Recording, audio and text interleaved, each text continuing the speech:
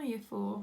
So we're going to finish the project off today, our portrait project, and do our own portraits, not just our features, but we're going to do the full portrait today using the skills that we've learnt over the past few weeks.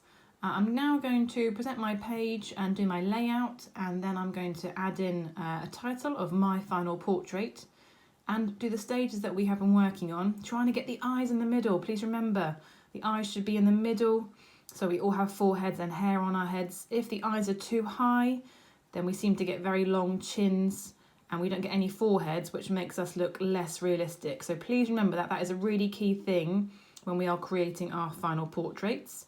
I hope you enjoy, and I look forward to seeing your work emailed through. Beautiful. So I've just drawn out some outlines. I have got my face shape here. You might have a slightly different face shape to me, so just remember that. I have got a kind of a, it's quite round. I've got quite my chin is down here too, which doesn't stick out, but you can see the shape of my chin. I then added in a little bit of my hairline here, and I've got my centre line for my nose to line up with and my mouth. I then have my centre line here for my eyes. And I've also just marked in there where my nose would go too. So make sure that when you're doing this, you do follow the rules of the centres, centre the eye, centre the nose, and we need foreheads. So there was quite a few pieces of work I saw. If you did the celebrity portrait, or even if you did the artist copy, we forgot our foreheads, and they are important. So please remember yours when you're drawing out your layout.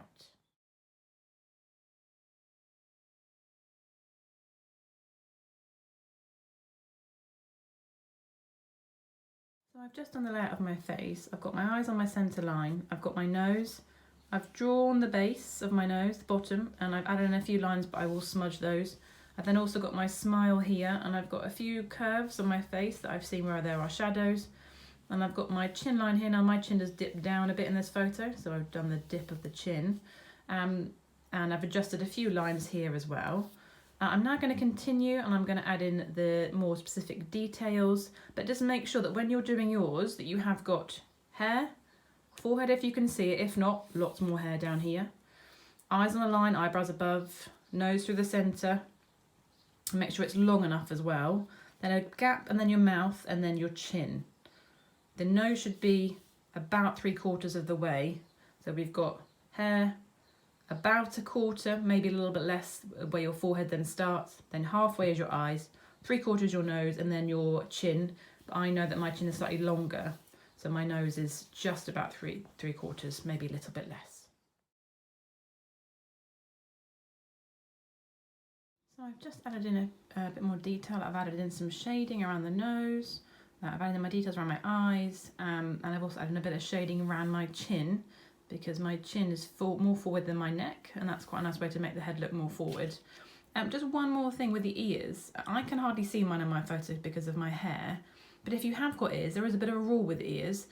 Ears normally start around where the eye is, so the ear will normally start around the eye, and then it will stop around where the nose is. Now, I have small ears. It's just a very weird thing, but I do. So my ears actually stop kind of here, so slightly above the nose. So the ears are around this point, not up here, not down there. So if you're putting in an ear, make sure it's in line with your eye and stops around the bottom of your nose, depending on how big they are. With my work, I'm now going to start to add colour, because I think it would be better to try and, for example, do the hair, drawing it in the right colour, pencil, rather than trying to draw it in pencil and then add colour. And I'm going to make this look more like me. So I've just added in my hair colour, because for me that was the biggest thing I need to add colour to, so I thought I'd do that first. You can see I've tried to follow how the hair is in the photo, tried to show it's very curly, and I've also used black, brown and yellow in my hair, because there's lots of different colours.